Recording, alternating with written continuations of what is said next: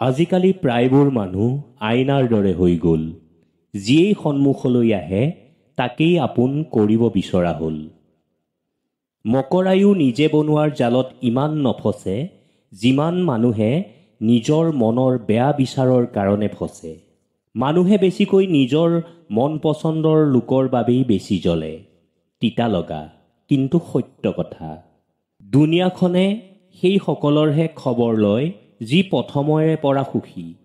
যি বেয়া অৱস্থাত থাকে তাৰ মোবাইল নম্বৰ পৰ্যন্ত পাহৰি যায়।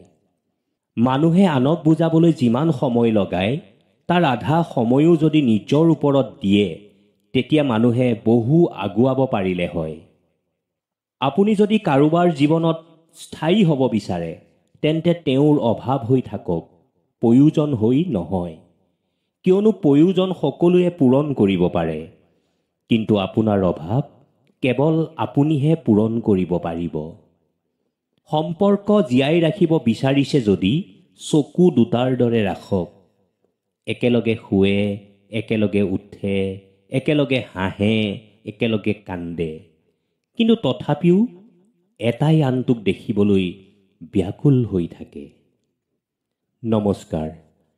ইউনিক আছামৰ এটা সুন্দৰ জ্ঞানদায়িনী ভিডিঅ'লৈ সকলোকে আন্তৰিকতাৰে আদৰিছোঁ। শ্ৰদ্ধাৰ দৰ্শকসকল, ভিডিঅ'টোক যদি সঁচাকৈ আপোনাৰ হৃদয়ে মৰমেৰে আদৰি লৈছে তেন্তে ইউনিক আছামৰ পৰিয়ালক অকণমান মৰম আৰু আশীৰ্বাদ দিব। যিসকল দৰ্শকে ইউটিউবত চাইছে চেনেলটো ছাবস্ক্ৰাইব কৰি বেল আইকনটো অন কৰি ল'ব, আৰু ফেচবুক পেজত চোৱাসকলে পেজটো ফ'ল' কৰি ন'টিফিকেশ্যন অন কৰি থ'ব। সদাশয় দৰ্শকসকল, আপোনালোকৰ এই মহান কামটোৱে আমাক আগলৈ ভিডিঅ' বনাবলৈ বহুত প্ৰেৰণা ও সাহস দিব।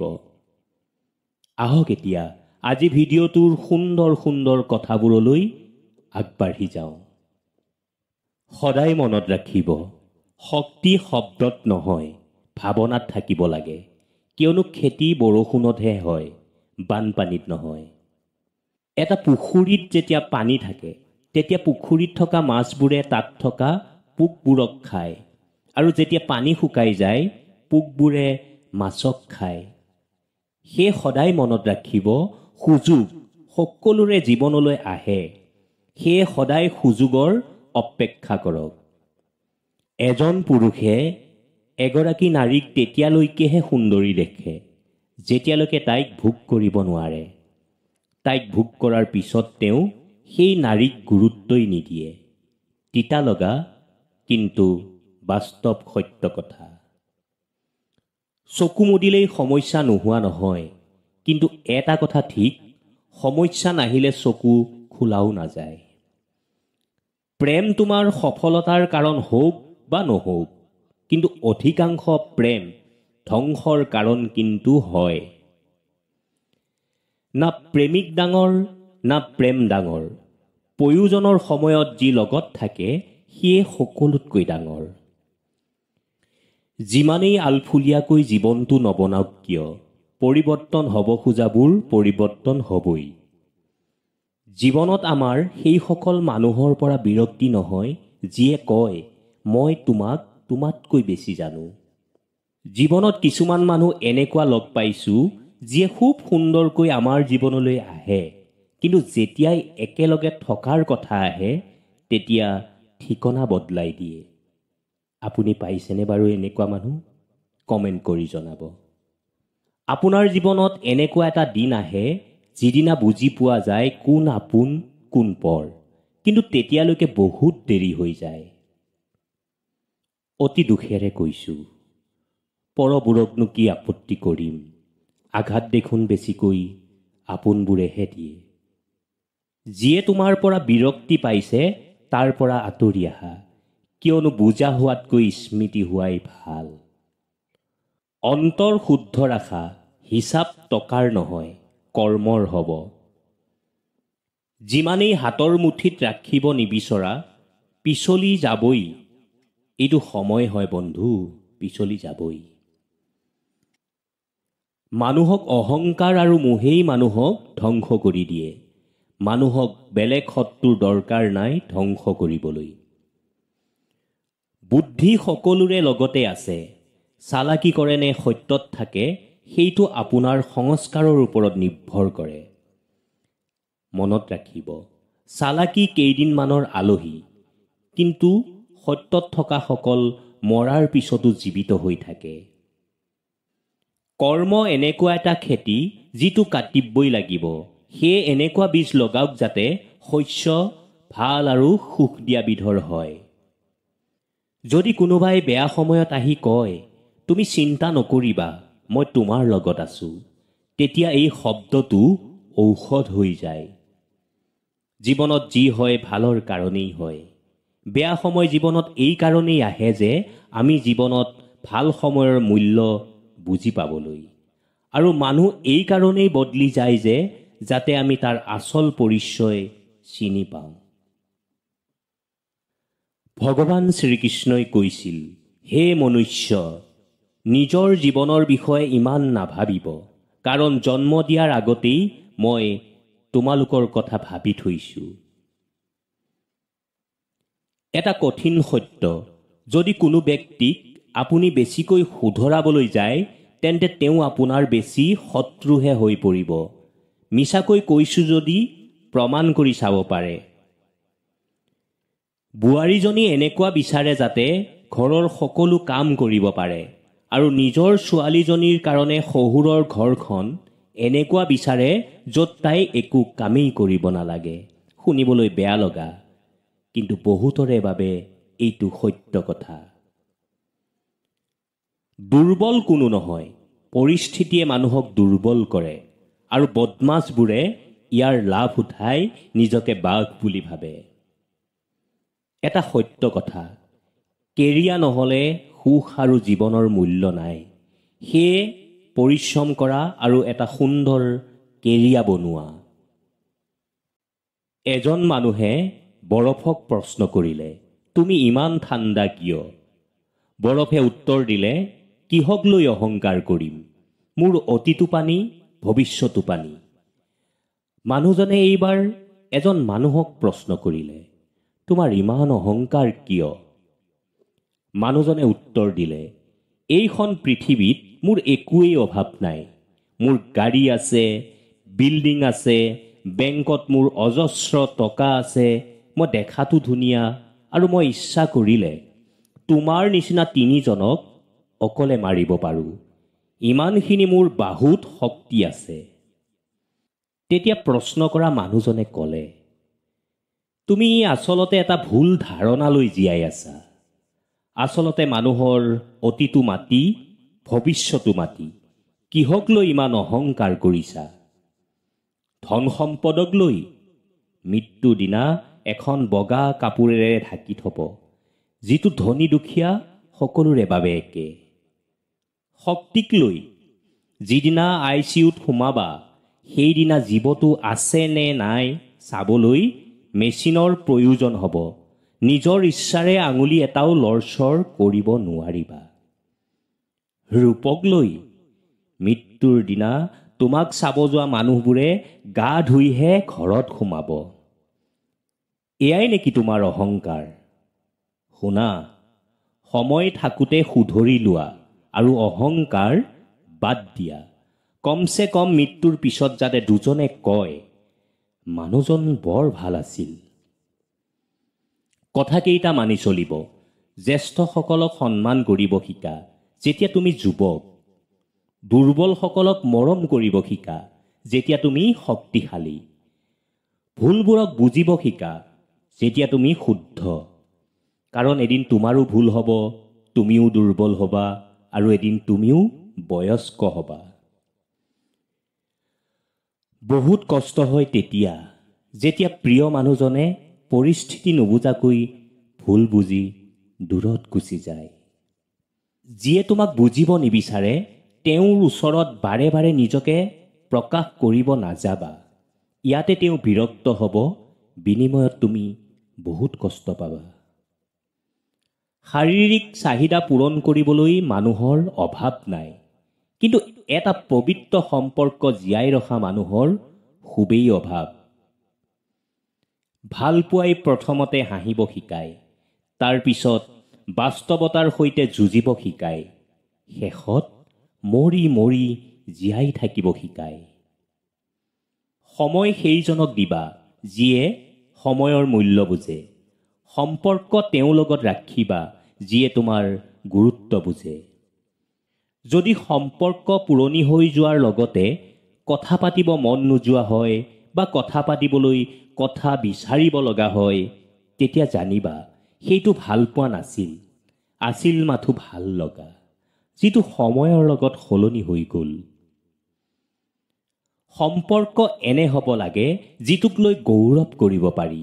যোৱাকালি যিমান ভৰসা আছিল, আজিও যেন সিমানে ভৰসা কৰিব পাৰি। পৃথিৱীত সকলোতকৈ মূল্যৱান বস্তু হৈছে সুখ, যাৰ ক্ৰেতা সকলো, বিক্ৰেতা মাথো ওপৰৱালা। সেইজনে আচল মানুহ, যাৰ অহংকাৰ কৰিবলৈ সকলো আছে কিন্তু নকৰে। ছোৱালীসকলে দুটা বস্তু কেতিয়াও প্ৰকাশ নকৰে, এক ইচ্ছা, দুই কষ্ট। পৃথিৱীত দুজন মানুহ খুবেই অসহায়, এক ৰূপ নোহোৱা ছোৱালী, দুই টকা নোহোৱা ল'ৰা।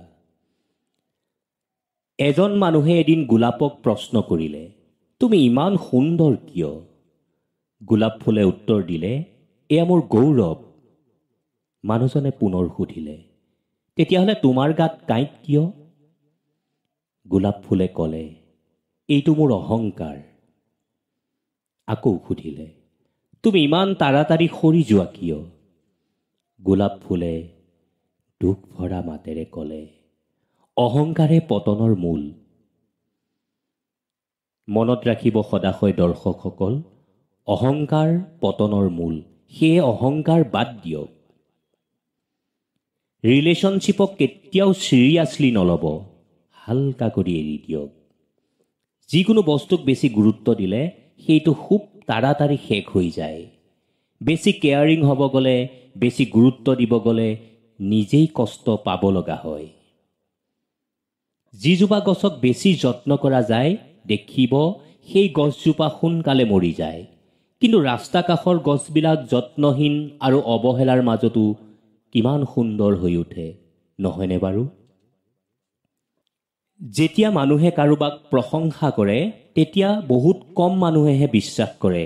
যেতিয়া কাৰোবাৰ বদনাম গোৱা হয়, সেইটোক কিন্তু সকলোৱে বিশ্বাস কৰে। ভালপোৱা কেতিয়াও খঙৰ কাৰণে শেষ নহয়, ভালপোৱা শেষ হয় অৱহেলা আৰু অসন্মানৰ কাৰণে। যিজনৰ ওচৰত সম্পৰ্কৰ মূল্য বেছি, তেওঁ কেতিয়াও খং কৰি থাকিব নোৱাৰে। অলপতে কান্দি পেলোৱা মানুহবোৰ বহুত সৰল মনৰ হয়।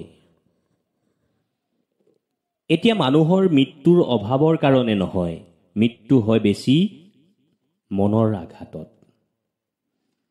ভাল পোৱাৰ বাবে যোগ্যতা একোৱেই নালাগে, লাগে মাথো দুখন সুন্দৰ হৃদয়। কাৰোবাৰ লগত কথা পাতিবলৈ সময়ৰ প্ৰয়োজন নহয়, প্ৰয়োজন হয় মাথো ইচ্ছা। মানুহৰ তিনিটা কাৰণত পতন হয়, এক অহংকাৰ, দুই হিংসা আৰু তিনি মিথ্যা। কিছুমান মানুহ ইমানেই প্ৰতাৰিত হয় যে নতুনকৈ কাৰোবাক ভাল পাবলৈও ভয় লাগে। হাঁহিৰ আঁৰৰ কান্দোন, খঙৰ আঁৰৰ ভালপোৱা মনে মনে থকাৰ কাৰণ বহুত কম মানুহেহে বুজি পায়। খঙৰ সময়ত কোৱা কথাই আপোনাক গোটেই জীৱন লজ্জিত কৰিব পাৰে। সেয়ে খং উঠিলে মনে মনে থাকিব। অভাৱ আৰু অভিযোগ এনেকুৱা বস্তু যিটো আনৰ আগত নুকুৱাই ভাল। প্ৰেম শব্দটো সৰু হ'লেও ই এজন মানুহক ধ্বংস কৰাৰ ক্ষমতা আছে। যেতিয়া তিলে তিলে গঢ়ি উঠা সম্পৰ্ক এটা ভাঙি যায়, তেতিয়া মানুহে নতুন সপোন দেখিবলৈ পাহৰি যায়। খালী পকেটে আপোনাক হাজাৰটাৰ শিক্ষা দিব আৰু ভৰা পকেটে আপোনাক ধ্বংস কৰাৰ হাজাৰটা ৰাস্তা দিব। মানসিকভাৱে শক্তিশালী হ'বলৈ ঠগ খাব লাগে, কান্দিব লগা হয়, হেৰাই যাব লগা হয় আৰু মৰাৰ পৰা বাচিব লগা হয়। সন্মান সহকাৰে কথা পাতক, কিয়নো মানুহৰ জীৱনত বিপদ মুখৰ কথাৰ কাৰণেহে আহে। আশাৰ জুইকুৰা কেতিয়াও নুমাব নিদিব। পোহৰ লাগিলে সূৰ্যই হওক বা আশাৰ, যেতিয়াই ওলাই সকলো আন্ধাৰ নাইকিয়া হৈ যায়। নিজৰ ওপৰত বিশ্বাস কৰক। যদি আপুনি নিজকে বিশ্বাস কৰিব নোৱাৰে, ভগৱানে আপোনাক কেনেকৈ বিশ্বাস কৰিব? 3 প্ৰকাৰৰ মানুহে 3টা বস্তুৰ পৰা সদায় বঞ্চিত হৈ থাকে। 1. খঙালবোৰে শুদ্ধ মীমাংসাৰ পৰা। 2. মিছলীয়াবোৰে সন্মানৰ পৰা। 3. তৎক্ষণাৎ কৰিব বিচৰাবোৰে সফলতাৰ পৰা। এটা গুৰুত্বপূৰ্ণ কথা, জীৱনৰ ওপৰতেই ভৰসা নাই, জীৱনত অহা মানুহৰ ওপৰত ভৰসা ক'ত থাকিব? জীৱনেই আমাৰ লগ এৰি যায়, জীৱনত অহা মানুহবিলাকে কিয় নাযাব? মূৰ্খৰ লগত তৰ্ক নকৰিব, কৰিলে প্ৰমাণ হ'ব মূৰ্খ এজন নহয়, 2জন। আপুনি যদি সম্পূৰ্ণ ভাঙি পৰাৰ পিছতো হাঁহিব পাৰিছে, তেতিয়া জানিব আপোনাক কোনেও ভাঙিব নোৱাৰে। আনৰ চৰিত্ৰক সন্দেহ কৰাৰ আগতে এবাৰ নিজৰ চৰিত্ৰৰ ওপৰতো তীক্ষ্ণ দৃষ্টি নিক্ষেপ কৰক। কেতিয়াবা প্ৰয়োজনতকৈ বেছি ভাবি এনেকুৱা কিছুমান সমস্যা সৃষ্টি কৰি লওঁ, যিবোৰ আচলতে সমস্যাই নাছিল। মিছা আশা দিয়াতকৈ সঁচাকৈ মানা কৰাই ভাল। কেৱল প্ৰতাৰণা কৰাকে প্ৰতাৰণা কৰা নুবুজায়, কিয়নো কাৰোবাৰ লগত আপোনতাৰ নাটক কৰাটো তাতোকৈ বেছি প্ৰতাৰণা। সময়ৰ চকৰি সদায় বেগী, সেয়ে কেতিয়াও নিজৰ শক্তি আৰু ধনক লৈ অহংকাৰ নকৰিব। মানুহে শিকাইছে যে সময় পৰিৱৰ্তনশীল, আৰু সময়ে শিকাইছে যে মানুহো পৰিৱৰ্তনশীল। জীৱনত বেয়া সময়ত দিয়া সাৰথি আৰু সফলতাত পোৱা হাততালিয়ে বহুত শক্তি দিয়ে। জীৱনত ভাঙি পৰাটো দৰকাৰী, কিয়নো তেতিয়াহে বুজা যায় যে সহায়ৰ হাত আগবঢ়োৱা মানুহ কিমান। জীৱন, তোমাৰ সপোনো বৰ আচৰিত। তুমি দুখীয়াক সেই অট্টালিকাৰ সপোন দেখুওৱা য'ত ধনীসকলৰ টোপনি নাহে। মানুহক মানুহে প্ৰতাৰণা নকৰে, প্ৰতাৰণা কৰে আশাই, যিটো আনৰ ওপৰত ৰখা হয়। জীৱনত সম্পৰ্ক কৰিলে এটা কথা মনত ৰাখিব, ভুল মোৰ হওক বা তোমাৰ, সম্পৰ্কটো কিন্তু আমাৰ, নহয় জানো? নিজৰ সুখৰ কাৰণে আনক দুখ নিদিব, কিয়নো কাৰোবাক দুখ দি পোৱা সুখ মূল্যহীন। নিজৰ চোতালত অহা ভিক্ষাৰীক অপমান নকৰিব, তেওঁ অকল ভিক্ষা খুজিবলৈ নাহে, আশীৰ্বাদ দিবলৈও আহে।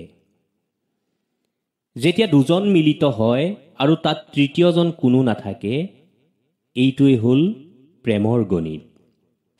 মানুহে 2 প্ৰকাৰৰ মানুহৰ পৰা প্ৰতাৰিত হয়। প্ৰথম সেইসকল যি আপোন, আৰু দ্বিতীয় সেইসকল যি সকলোতকৈ বেছি আপোন। মানুহ কেতিয়াবা কেতিয়াবা ইমানেই অকৃতজ্ঞ হৈ পৰে যে যেতিয়া প্ৰেম কৰে বেয়া পাহৰি যায়, আৰু যেতিয়া ঘৃণা কৰে ভালবোৰ পাহৰি যায়। কেতিয়াবা কেতিয়াবা শব্দতকৈও ডাঙৰ দুখ মৌনতাই দিয়ে। সকলোকে বিশ্বাস কৰাটো বিপদজনক, আৰু কাৰোবাক বিশ্বাস নকৰাটো আৰু বেছি বিপদজনক। বেয়া সময় হৈছে এই পৃথিৱীৰ সকলোতকৈ আচৰিত যাদুঘৰ, যিয়ে নেকি এটা মুহূৰ্ততেই আপোন মানুহবোৰৰ মুখাখন আঁতৰাই দিয়ে। বস্তুবোৰৰ মূল্য সেইবোৰক নোপোৱাৰ আগলৈকেহে থাকে, আৰু মানুহৰ মূল্য তেওঁক হেৰুৱাৰ পিছতহে থাকে। ভাগৱত গীতাত লিখা আছে যে যেতিয়া মানুহৰ প্ৰয়োজনবোৰ শেষ হৈ যায়, তেতিয়া তেওঁলোকৰ কথা কোৱাৰ সুৰবোৰো বদলি যায়। ভৰসাক জয়ী হৈহে পোৱা যায়, ইয়াক খুজি পোৱা নাযায়। ই এনেকুৱা এটা সম্পত্তি যিটো নেকি উপাৰ্জন কৰিবলগীয়া হয়, ইয়াক কিনিব পৰাও নাযায়। আমাৰ জীৱনৰ 4টা সত্য কথা। 1. দাপোনে কেতিয়াও আপোনাক মিছা ক'বলৈ নিদিয়ে। 2. জ্ঞানে আপোনাক কেতিয়াও ভয়ভীত হ'বলৈ নিদিয়ে। 3. সত্যই আপোনাক কেতিয়াও দুৰ্বল হ'বলৈ নিদিয়ে। আৰু 4. বিশ্বাসে আপোনাক কেতিয়াও দুখী আৰু নিৰাশা হ'বলৈ নিদিয়ে। যিজনে বিপদৰ সময়তো আগবাঢ়ি যাবলৈ জানে, জীৱনটোৱে সদায় সিহঁতৰে লগ দিয়ে। জীৱনত সেইজনহে সফল হ'ব পাৰে যিজনে নেকি বাৰে বাৰে হাৰিও কেতিয়াও হাঁহিবলৈ নাপাহৰে। নিজৰ ঘৰখনৰ অৱস্থা বা নিজৰ বেয়া অৱস্থা কেতিয়াও বেলেগৰ আগত কৈ নুফুৰিব, কাৰণ এইখন সমাজত সুযোগ বিচাৰি ফুৰা মানুহৰ অভাৱ নাই। মানুহে কয় যে কলিযুগ আহি গ'ল, কিন্তু আনিলে কোনে? স্ত্ৰীবোৰে নিজৰ লাজ সন্মান পাহৰি গ'ল, পুৰুষে নিজৰ সংস্কাৰ পাহৰি গ'ল, গুৰুৱে নিজৰ ধৰ্ম পাহৰি গ'ল, আৰু মানুহে নিজৰ মানৱীয়তা পাহৰি গ'ল। বন্ধুসকল, যেতিয়া নেকি এটা ভুল পাছৱৰ্ডৰ দ্বাৰা এটা সাধাৰণ মোবাইল খুলিব পৰা নাযায়, তেনে ক্ষেত্ৰত আমাৰ বেয়া কৰ্মৰ দ্বাৰা আমাৰ ভাগ্যৰ দুৱাৰখন কেনেকৈ খোলা যাব? সেইকাৰণে আপুনি সেইটো সুখ ত্যাগ কৰক যিটো নেকি আনৰ দুখৰ কাৰণ হৈ আছে। কাৰোবাক দুখ দি তুমি কেতিয়াও সুখ পাম বুলি আশা নকৰিবা। সুখ তেতিয়াহে পাবা তুমি যেতিয়া নেকি তুমিও আনক সুখ দিবা। কাৰোবাক যদি দুখত দেখি আপোনাৰ অন্তৰখন অলপ ভাগি পৰে, তেন্তে আপুনি এইটো নিশ্চিত থাকক, ভগৱানে আপোনাক মানুহ হিচাপে গঢ়ি একো ভুল কাম কৰা নাই। কোনোবাই আপোনাক যিমানেই খং নুঠাওক কিয় বা যিমানেই বেয়াকৈ নকওক কিয়, আপুনি সদায় নিজৰ খংটোক কণ্ট্ৰল কৰিবলৈ শিকক। কাৰণ এইটো সদায় মনত ৰাখিব, সূৰ্যৰ ৰ'দ যিমানেই প্ৰখৰ নহওক কিয় কেতিয়াও সাগৰক শুকুৱাব নোৱাৰে। সহজ সৰল মানুহৰ সকলোতকৈ ডাঙৰ ভুল অভিনয় বুজিব নোৱাৰা। এজন মানুহ যেতিয়া অকলশৰীয়া হৈ যায়, তেতিয়া তেওঁ মনৰ পৰা সকলো আনন্দ মৰি যায়। সন্তান যিমানেই ডাঙৰ নহওক কিয়, মাৰ আঁচল কেতিয়াও সৰু নহয়। কিতাপৰ পৃষ্ঠাই মানুহক যি শিক্ষা দিয়ে, জীৱনৰ পৃষ্ঠাই তাতকৈ বেছি শিক্ষা দিয়ে।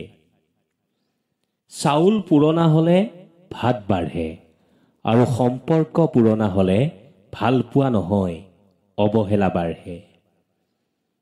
তোমাৰ ধৈৰ্য ধৰাৰ ক্ষমতা যিমান বেছি, তোমাৰ সমস্যা সমাধানৰ উপায়ো সিমানেই বেছি। মিছা যিমানেই মধুৰ নহওক কিয়, সত্যৰ আগত সদায় পৰাজিত হয়।